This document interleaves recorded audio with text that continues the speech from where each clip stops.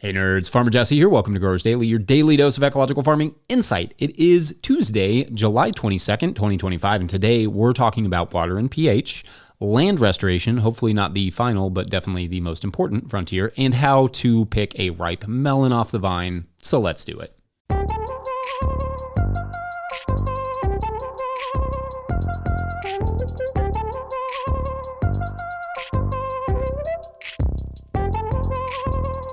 All right, welcome to Tilth Tuesday. Every Tuesday this year will be brought to you by our friends at Tilth Soil. If you're looking for a compost or propagation mix, check out tilthsoil.com. Link will be in the show notes. I hope everyone is off to a decent start this week. Been lively around here with soccer season coming up and summer growing season still doing its thing. Usually there is a staleness to late July where the grasses are senescing and everything is getting dry and brown.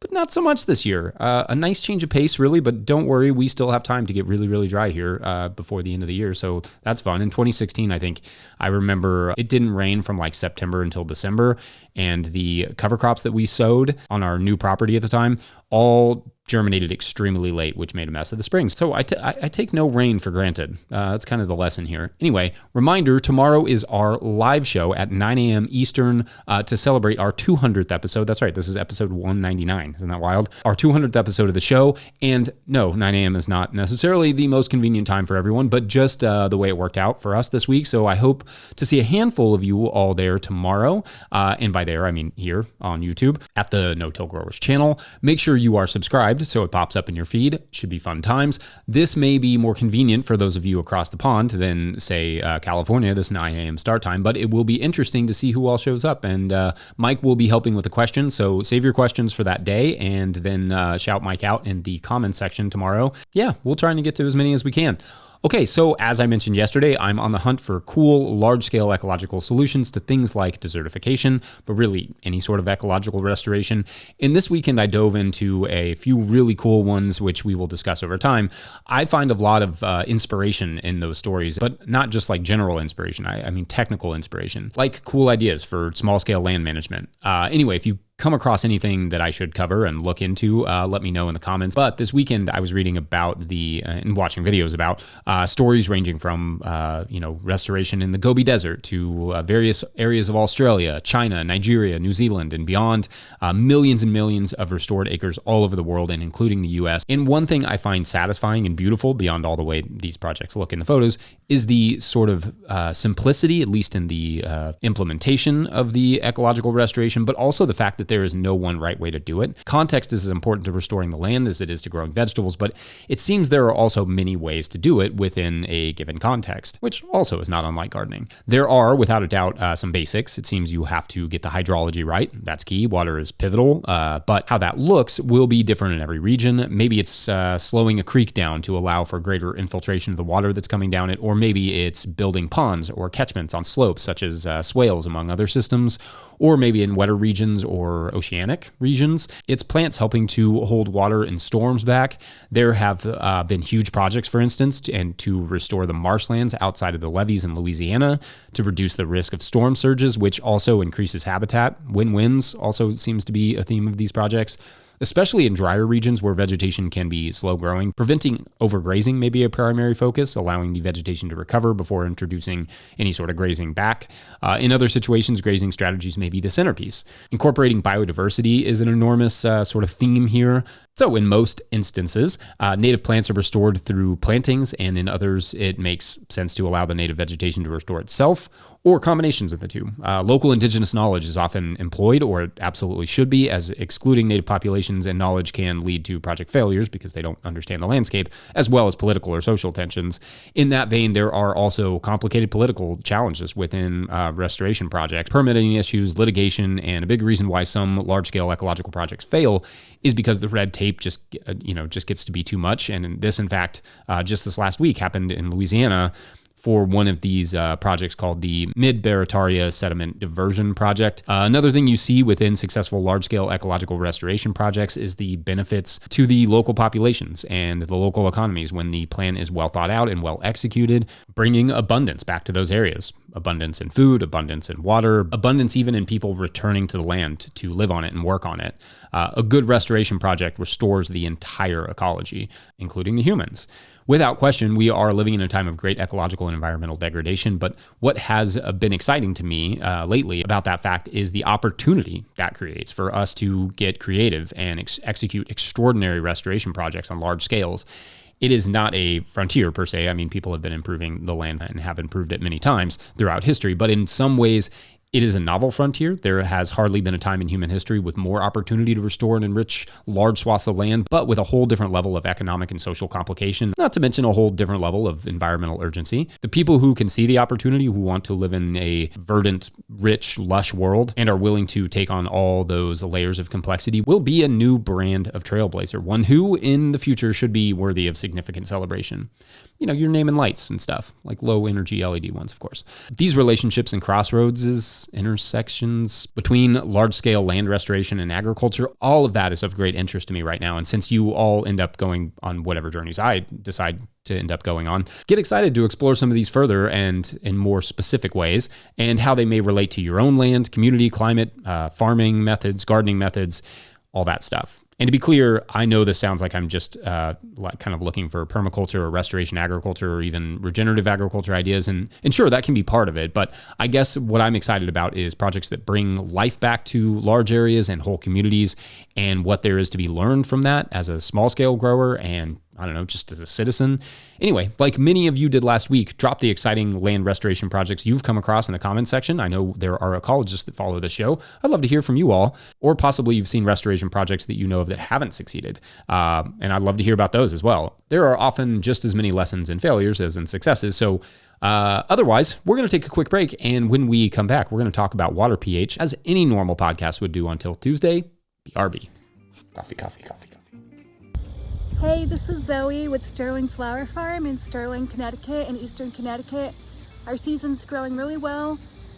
We are harvesting like crazy right now, growing commercial cut flowers on about an acre.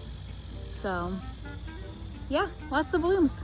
Today's episode is brought to you by Farmhand. If you're listening to this, you probably found 5 rare minutes to breathe. But what got pushed back further down the to-do list to make that happen? If it's your CSA newsletter, you're not alone. Farmhand's new newsletter builder was made for busy farmers. It automates weekly emails, drives add-on sales, and makes it easy to keep your customers in the loop without spending hours behind a screen. It launches this summer, but our listeners can request early access now. Visit farmhand.partners/no-till. That's farmhand.partners/no-till. All right, back to the show.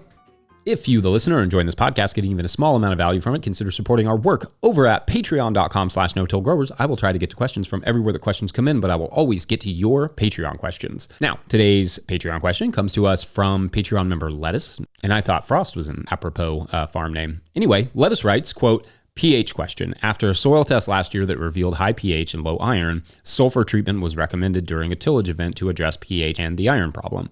I applied about 50% of the recommended dose of sulfur to my beds. I did not observe much change in pH this spring. I don't till much except to turn in winter rye cover crop, thus my reluctance to apply a full dose of sulfur.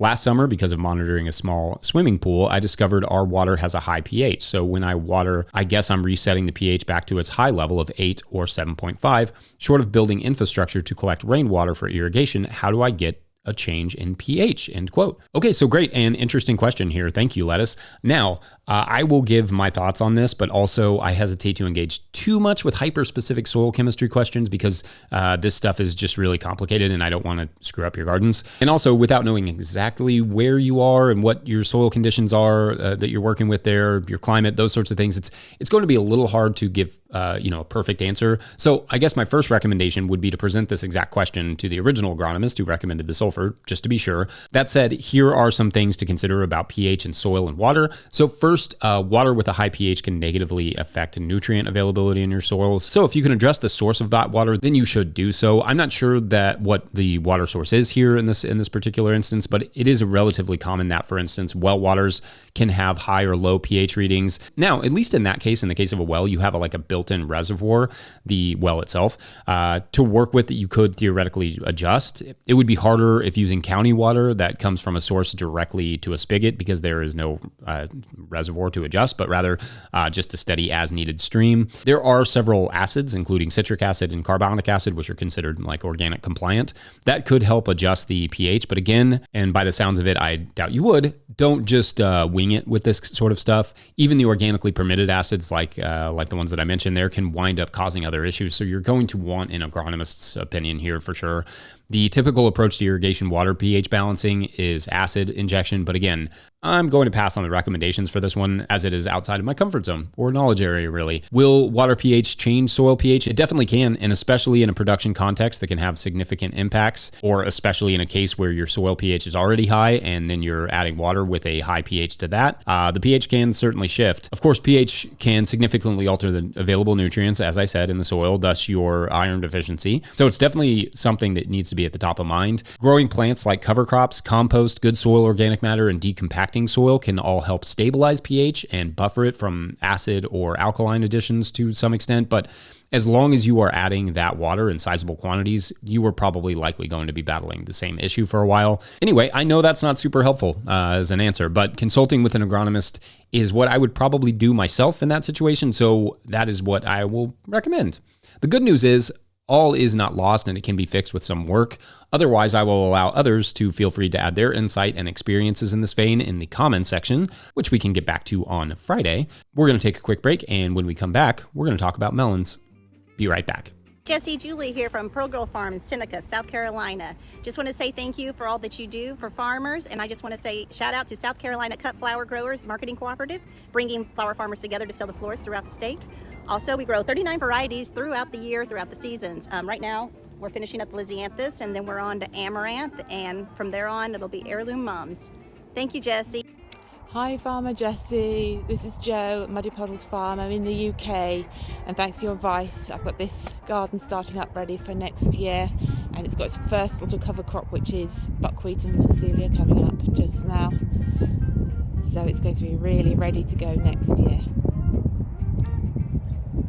All right, so for some of you, you've already been picking melons for a bit, and for others, you're not quite there yet. For others still, it's winter, so there's that. Anyway, we're going to talk about both muskmelons, cantaloupes, and honeydew types, as well as watermelons, but the approach is a little bit different for each. It can be hard to know when to pick a certain melon for a few reasons. One, not all of them change color when they ripen. That would be helpful, like a pepper does or a tomato does, though some of the melons do. Muskmelons more dramatically perhaps than watermelons. Two, it can be hard to know when they are done growing and have reached full size based on their glamour shots in the seed catalogs. And three, people will sometimes tell you to do things like bang on them, which is not generally helpful, though there is research that suggests ripe melons do have a different frequency than underripe melons, and you can even buy devices that help determine peak ripeness within 95 to 97% by listening to the sound the melon makes when you tap on it. Much harder to do as a human, though, with just using your ears without substantial practice, but let's start first with muskmelons and then move to watermelons in terms of determining their ripeness and readiness. With muskmelons, as it is with watermelons, if you leave them on the vine for too long, the result is overripeness. So assuming you want the melon to get as ripe as possible without turning cloyingly sweet and or exploding, here's my approach on muskmelons. Generally with muskmelons, depending on the variety, you get a slight change in color when they ripen. The green on the outside turns a kind of light creamy brown. Some might get a little yellow, but some sort of color and or texture change will generally occur, to at least to a small extent, as they near ripeness, and that is when you are good to start checking for other little clues. The easiest clue, and again speaking strictly for muskmelons here, is when you pick up the melon, does it just pop off the vine or does it need some encouragement? If the latter, like it needs encouragement, it's probably not quite there yet.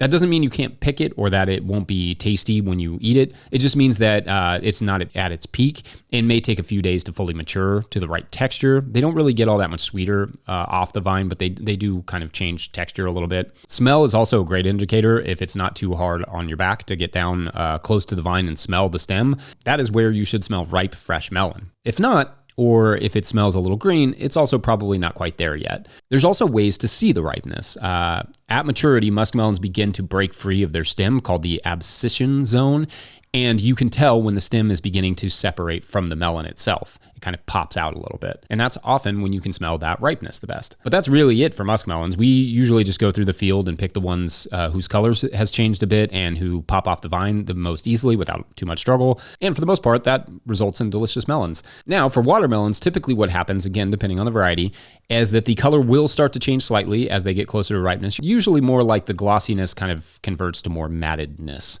Then I use one indicator. That's pretty much it, the tendril. For the melons we grow, this is pretty much foolproof. Basically, follow the stem of the melon down to the main vine where it is connected.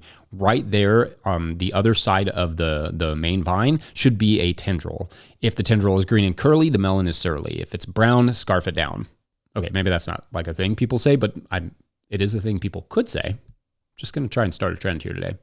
If that melon tendril closest to the stem is dry and brown, then that is the best indicator for me that the melon is ripe. As long as everything else is in good working order, the melon is large, it's kind of a little bit of that matted color, all those things. So if it's brown and dry, I know that I can go ahead and cut that stem and harvest that melon. I don't bang on them or anything like that. I know some people do that. It's not necessary for the melons that we grow. And it's really hard to tell much, in my opinion, from the sound. Not saying it isn't fun or that some people, especially larger scale growers who harvest a lot of melons, can tell what's up with the ripeness. But I just find that the slight change in texture, color, and the dry tendril is pretty solid enough evidence for me, and it's just basically foolproof. Anyway, let me know your thoughts and melon methods, and otherwise, that's it for this Tuesday. Remember that tomorrow we will go live at 9 a.m. on our YouTube, and you podcast listeners will get to hear it later in the day, at our usual 1:30 Eastern time.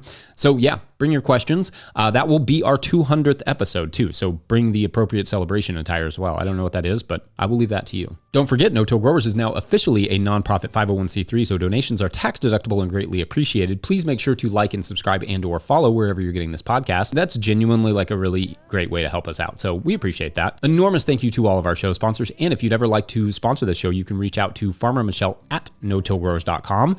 Huge shouts to Willie Breeding for the theme music, Mike Hilbert for the production help and editing, and the team at No-Till Growers for their support. Also shouts to Epidemic Sound for the background music that you can hear.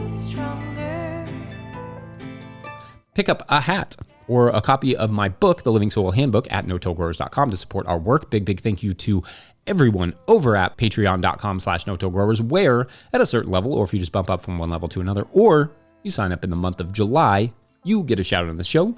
So big shout outs today to Anthony Fulton. Awesome. Thank you, Anthony.